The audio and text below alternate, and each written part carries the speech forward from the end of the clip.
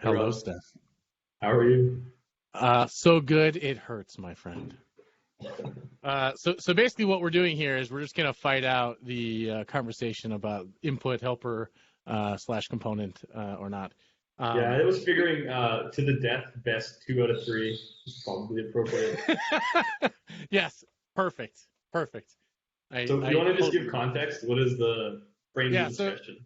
So I don't know exactly what kicked it off, but the first thing I saw was a tweet that someone was like, "Oh, I can't believe we have a checkbox helper, special checkbox component in Ember." And then I think you went back and forth. I think it was Balint. And then you went back and forth a little bit about, well, we should really just be using the DOM stuff. And I'm like, but the input component is still kind of convenient for blah, blah, blah. And then I think you and I sort of went off into a tangent in left field compared to literally everyone else. So when does that happen? Turns out that's what happens when you get us in a room. Twitter's just a really big room, apparently. My mistake was really just going on Twitter to begin with. That was the first failure. From there, it was all downhill. We all made that same mistake. So the thing that I wanted to mention was basically I just don't think that we disagree very much. I think it's a little bit more nuanced than fits in a tweet or is easy to tweet. I think teaching just, hey, if you have to do event handling at all, this is DOM helper. That's what or modifier. That's what it's for. And you can put it on any DOM element, and you can handle your events, and you get the event, and you can do all your stuff. That is absolutely the right framing, and the right way to teach how to do like literally any evented stuff, right? Like that's just how we need to teach people to do it, right? Yeah, it removes the need for the event dispatcher in almost all circumstances. There are still some circumstances where the event dispatcher makes sense, right? So that everyone knows, or lots of people know the delegation pattern, right? Event delegation.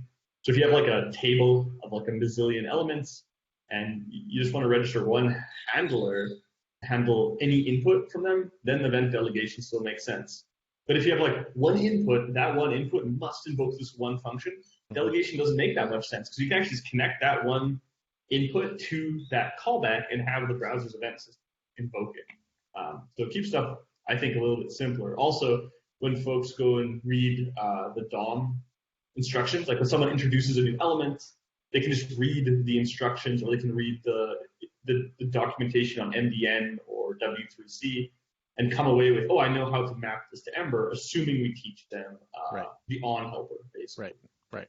Or the on modifier. In like historically, like you could do something like this since at least 1.13, which is when we added support for assigning like on click equals. But the thing, I also think we're on the same page here, but we definitely don't really want people doing that as a primary go forward thing.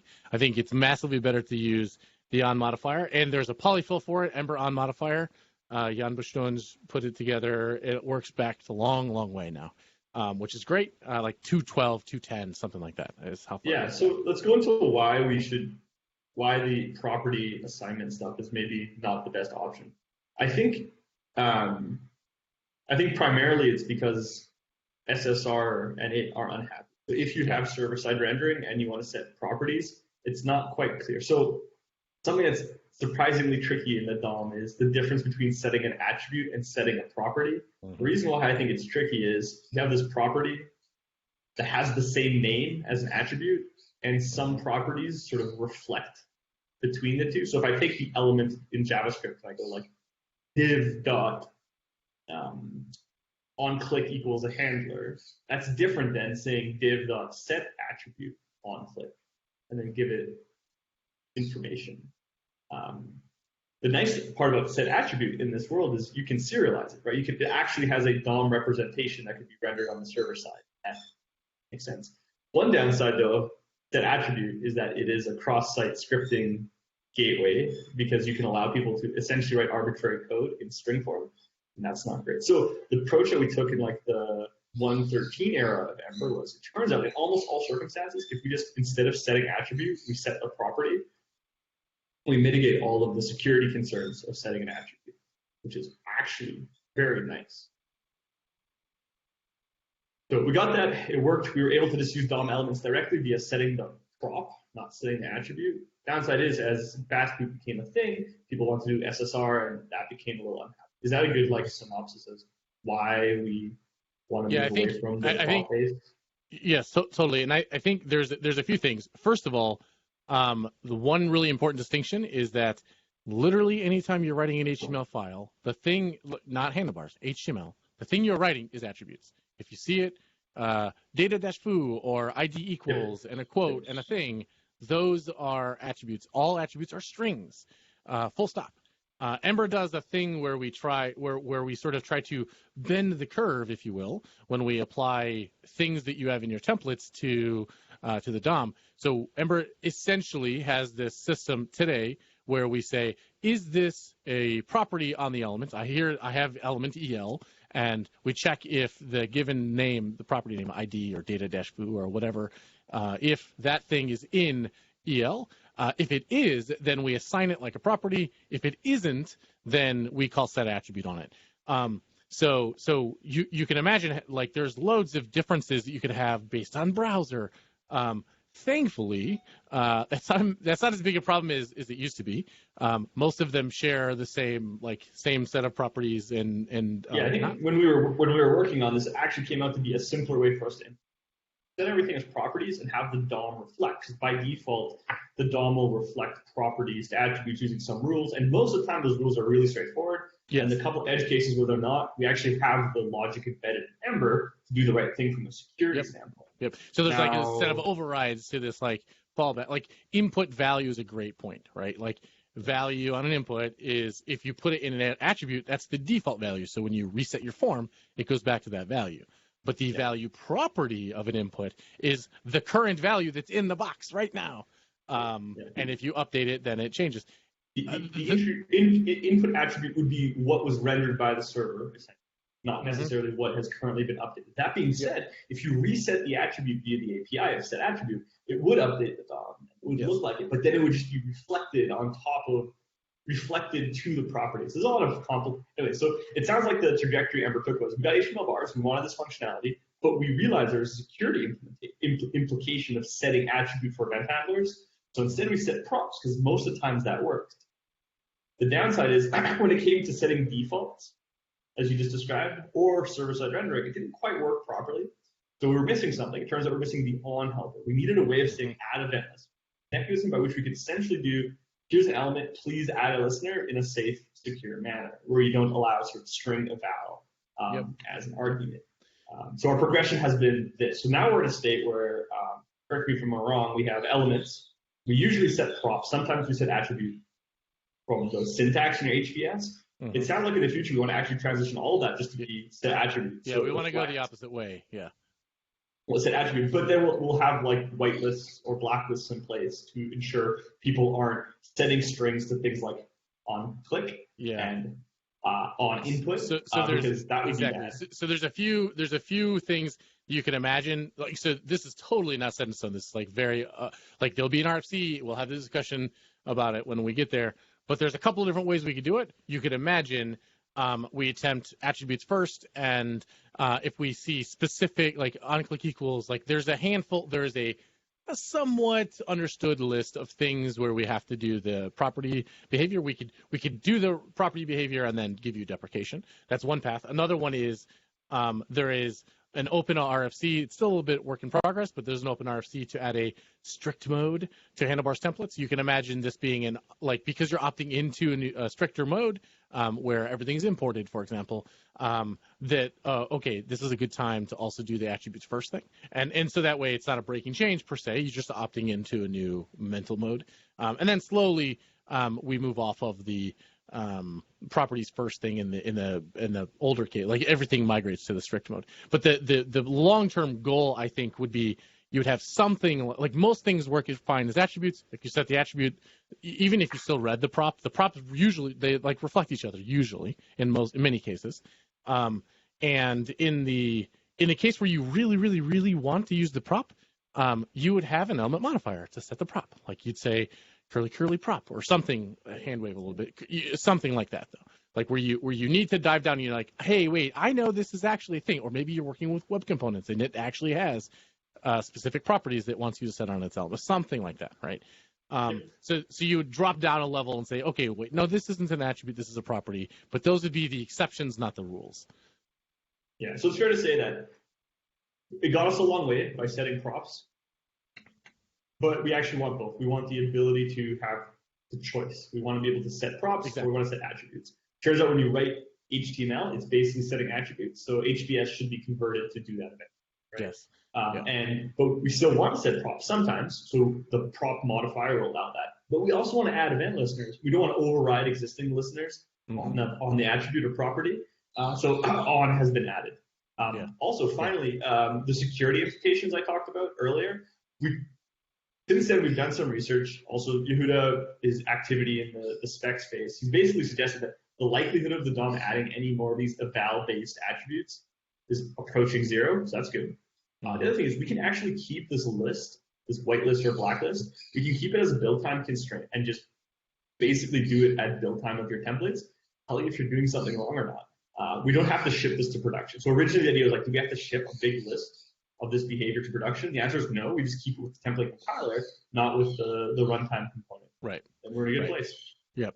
But that requires the ability in the template to say, this is a prop, this is an attribute. So once we unlock that, because today we can't. Today there's no way to do that differentiation. It just you follow the normal fallback rules. Once we enable that, then we can totally do this all at compile time, and then we don't have the same sort of issues. Yeah, it makes sense. So let's go on to the next point. Right, the next point is input helper, checkbox helper, select helper, all these things. So from my point of view, they have been a big burden on Ember and Ember's maintainers and all this stuff. And I'll explain sort of why and go on from there. So originally they existed because we didn't have DOM awareness in our templating. That was until 1.13 where we got HTML bars which had DOM awareness. At that point, you could start actually interacting with the DOM. So we had these components or these views, I guess, at the time that provided DOM functionality or checkbox or selectbox functionality. And well, there's like an impedance mismatch between how the element works and how the component works. And it seemed easy, and every time we tried to make this work more correctly, we would just really keep pulling a thread, and in the end you realize it's basically kind of nearly impossible to make this work correctly, especially for like generic elements. If we look at, for example, attribute bindings lists or all of the open issues or pull requests on select or checkbox, it just kind of grow unbounded. Whereas if folks could just use input directly or use select box directly, there would be these issues, this whole corpus of code and bugs and maintenance would go away. This doesn't mean that users shouldn't be able to create their own wrapper components to hide inputs or select box behind them, but it means I think the framework should maybe get out of the business of trying to re-implement the DOM. So I think the burden for me, or the evidence that has to be provided for me to accept that Ember should have an input component or a select component is what value does it provide over top of the new HTML bars and prop and adder and on helpers that we described earlier, and just the raw native element. Yeah, I mean, I think the obvious answer right this second, and this isn't a long forward-looking thing. Right, the second is, well, that's the way Semver works. Which isn't a very useful answer, but it just that's why we have the thing. That's why in past versions, so there is a minefield of problems with the way Ember has the way that we've rendered in the past. For example, with one really common problem that happened in the early 2.x era was before we figured out what was going on, we would have this weird cursor jumping problem because on re-render we would always reassign input.value. And that forces the cursor, no matter where you were in the input, to go to the end. So things like that, like there is just a big minefield of these sorts of problems in the past. We've gotten much better. Those things don't really go away with any of the things we're talking about. It's just that we've gotten better. We understand more like, value property is sort of special, and you don't want to reassign it, even if you're reassigning it to the same value. It's not that kind of thing, because that loses selection, or copy paste selection, for example, is another good example inside there. Anyways, so that's partially why it exists. I think we already removed select, and back in 1.13, I want to say, or sorry, in 2.0. So it was deprecated in 1.13 and removed in 2.0. And now there's a number of add-ons that actually have like pretty nice APIs that give you good ways to do select. There's XSelect, there's Ember Power Select, there's like Ember Basic Dropdown, and I think that's totally where we need to go. High quality add-ons that provide it is pretty good. I don't know if the core framework should provide it. No, I totally agree. We should provide the capability yes. of interacting with the DOM in a safe, secure, performant manner. But when it comes to all of those other higher level abstractions, they have some set of opinion that may be incompatible with some other set of opinion. Yes. And unless that opinion is one of those foundational components we can all build our apps on, I don't know if we should have it. Yeah, no, I do agree.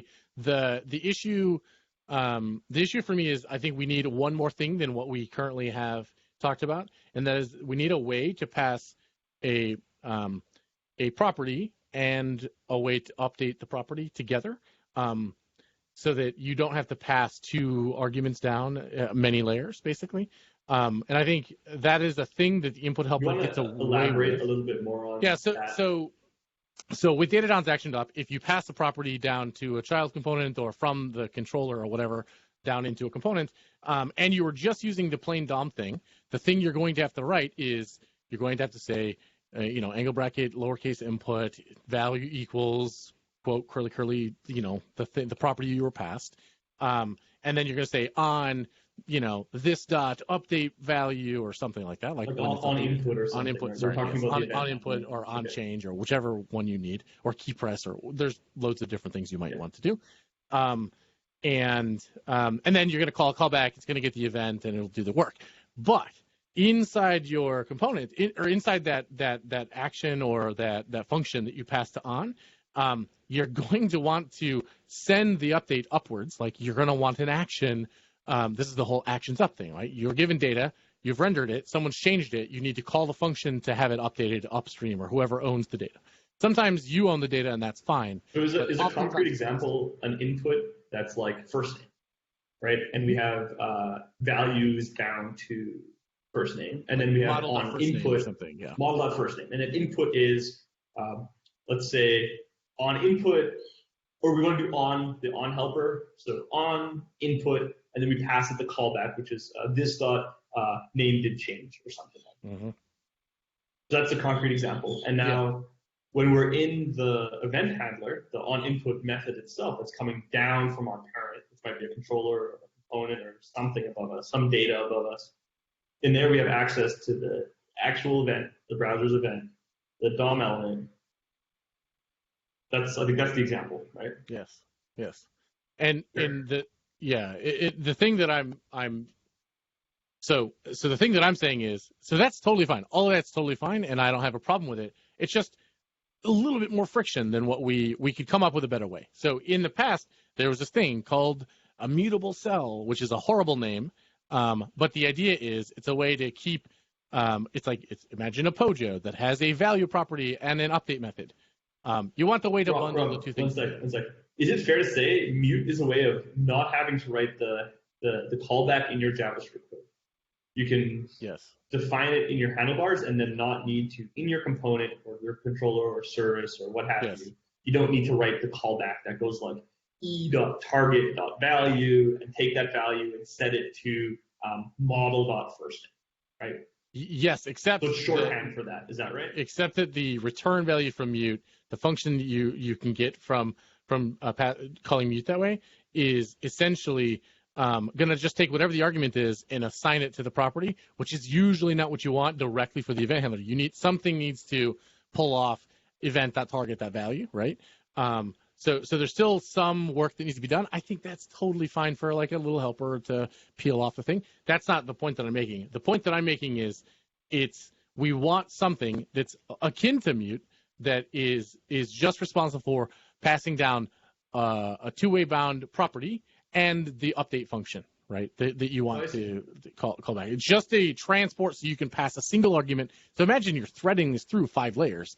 It's pretty frustrating to have to give both the property and then foo did change on every layer. That's very annoying, right? You just want a way to say, like at the framework level, encapsulate the two things. It's kind of what Ember data tries to do, right? Where it's like it gives you read-write access to an object, and if you write to it, it promises something. So what you're saying here is it would be nice to be able to pass down, let's say, model.firstname, but then also be able to pass down the model.firstname updater or something like that. Yes. And then any layer could then update that updater to add its own little logic and then call the original function, that kind of thing, right? It's just we this sort of abstraction is totally something any of us could write an add-on for today. It's just for it to work well, it kind of has to be an agreed on solution in the ecosystem, right? For us to do. Correct me if I'm wrong. What you're proposing is to make the current state better. Right. I think today, if someone has a component, for example, that's the parent of this template, and they pass down the function that is invoked when the callback is triggered, they can implement all of this today, and it actually requires no new knowledge. It's the same as all JavaScript programming forever, which is you create an event handler, your event handler needs to be able to perform some operation, and and the only reason I'm bringing it up in this context is because I think that one of the nice value adds for the capital I input component is that you can invoke it with capital I input value equals curly thing. And it can read and write. And yes, because it's privileged, it has access to things that you don't as the user, which is a tad bit annoying. I'm sorry, but it's just one of those things. I think that is one nicety of using the input component. Now, that does not mean it has to be in core, though. That's very far from saying it has to be a fundamental core thing, right? It sounds like what you're saying, though, is it seems odd that we have these. The one value we see in the input helper is actually like a primitive we feel like we're missing in Ember, right? Which is Whenever I see things that we do in the core that I couldn't do in an add-on, it feels wrong, right? It feels like there is a composition problem here.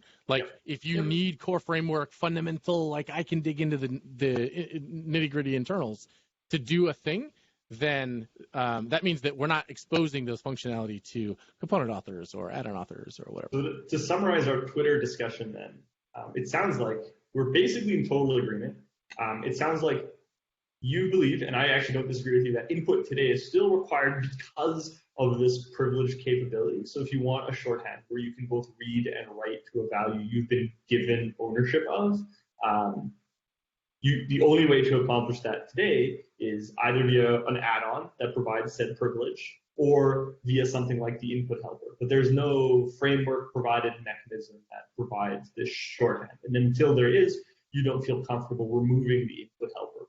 Right. But hypothetically, if there was a good convention, a good piece of functionality for this, you'd be perfectly fine saying, well, you don't need the input helper anymore because that primitive existence in the system already. We can just totally. And I also think that even without that fix existing, we can still make input be from an add-on, and it's just shipped by default or something, right? It'd be basically like another at ember/input or so, whatever. I don't know the name, but some scoped package that's still allowed to have this privileged access, that it can still do what it does, but still outside the framework, and you could drop it off. So is it fair to say that when we Aizen? No. Goodbye. What was I saying? The extracting from the core. We were talking about extracting input from the core and making it a standalone, either add-on or shipped by default. But I think you're basically saying, clarifying, when we have this agreed upon way to transmit both the data and an updater function or whatever you want to call it. By the way, internally, we have this functionality. References have this fundamental thing. This is a built the value and an update function. That's a primitive that we have internally that probably should be considered about exposing. Anyways, when we have that, I think that's the thing we suggest folks to do, and it unlocks lots of things. Just very similar to the composition improvements that you get with closure components and closure actions or whatever, where you're just passing a function and then each layer can add more arguments or something. Yeah. It's basically the same sort of composition tool that I'm talking about. It's a primitive. It's a good atomic primitive that can be empowering. Yes. So and the thing that's nice is that you could author this as an add-on and just say, hey, this is the thing. I will give you a helper that will give you an update function and a value property on this Pojo, and whenever someone invokes the function, I will assign it, and it will quote unquote work. I just think that we need, for it to work well, it has to be like in the guides. It has to be a thing that we suggest, like that people do, and it's a common pattern. Makes sense. So given this status of things today, given that this primitive, we still have some design work to do on it, when do we recommend people use form, like the native form helpers, and when do we recommend they use one of the provided ones by Ember? So I think so when you have a backing class, for sure, using on and native input is totally a nice way to go. If you have a backing class and you're gonna make an action. And by that you mean like a component or some control, some parent class, correct, where you can coordinate. The alternate is like you have a template-only component, and there's just nothing that's gonna unwrap the event for you to grab the event, that target, that value. Like you don't have anywhere to put that code. So there's if there's no corresponding JavaScript today, you can use one of the provided input helpers to connect the pieces. But if there is a parent piece of JavaScript code where you can place the event handler and write it out yourself, then you should probably just use these helpers. Yeah, exactly. Okay. Exactly. And maybe that just means that we should just have a helper that unwraps the event target value, right? Like that's fine. It's pretty specific to input value, so it's maybe a little bit annoying to have a general helper that's always there. I've found myself that in many cases, you start off only wanting to update a value, and then a few iterations into a real project. Now you have some drag and drop thing, or now you have all of a sudden you want to add some domain logic in that callback as well, and then all of a sudden you have to rip it out of this custom input anyways and place it on that parent. The canonical case stuff that I've had is like, oh great, I will update the value. Oh, but we only allow uppercase, or it has to be properly formatted, or whatever, right? Like, so you want to like a phone number input or something. Yeah, right? exactly. It has to be really valid in a specific form. Yes. All of a sudden, you want some start adding JavaScript validation. You want something else to verify the thing. Yeah. So is it fair to say then that for the input helper, the input components that are provided by Ember today, in the simplest of use cases where you don't want to write a component to wrap it, you can use them as a replacement.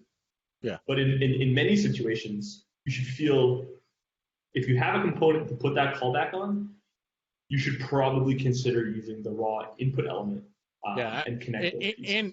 And I'll go even further, and I think that the right way to teach this is how you deal with DOM and this is how you deal with events is by suggesting using input with on, like the native input and on, right? Like it's the same way you're going to teach someone how you deal with click. If they have a framework, if you understand HTML or you've ever touched it or dealt with it before, because if someone says they understand HTML, I'm going to call them a liar. But if you've dealt with it before, then you'll understand what's going on, right? You're like, okay, this is an event. I just put whatever the thing, first argument to add event listener, and then the callback. I understand what's happening. It's very understandable, right? And it composes, like you can learn this one neat trick, and it actually works for like all the different things that you're going to deal with. And the thing would be like the video tag or any tag that comes into the future, right? Or even a web component. Some random web component someone inserts into your code base can abide by these rules, right? Where you can either set a prop or add an event listener. Yes, exactly. And in recent versions of Ember, I think 3.11 is where on lands officially, but the on polyfill goes back a long way, like 2.12, 2.10. But in recent version of Ember, we also allow passing on modifiers into other angle bracket component invocations, which means now there's some foot guns here, obviously, but it lets you invoke a component and pass on into it, right? And then whatever they have splatted out their attributes, like dot attributes, that's where on gets applied. So it's like it just is this better extra layer of like composability that you have with on. The other thing that I would be yelled at by some friends if I didn't mention is that Those the don't sound like built-in very nice friends. well, they politely chide me. How about that? The built-in input helper, like you should probably be using a thing that gives you a label and an input, right? Like every input should have a label, and that's the sort of thing that you probably want an actual shared component for. Like, You're talking about like a higher level form library, right? Just one exactly, that exactly. connects labels and Yeah, forms and inputs exactly. and gives you a cohesive, accessible experience, right? And that's what gives you actual value here, right? Like that's what gives you something that's like, oh well, it's a little bit easier for me to type, I guess angle bracket input at value equals curly curly value, I suppose, than lowercase input and on.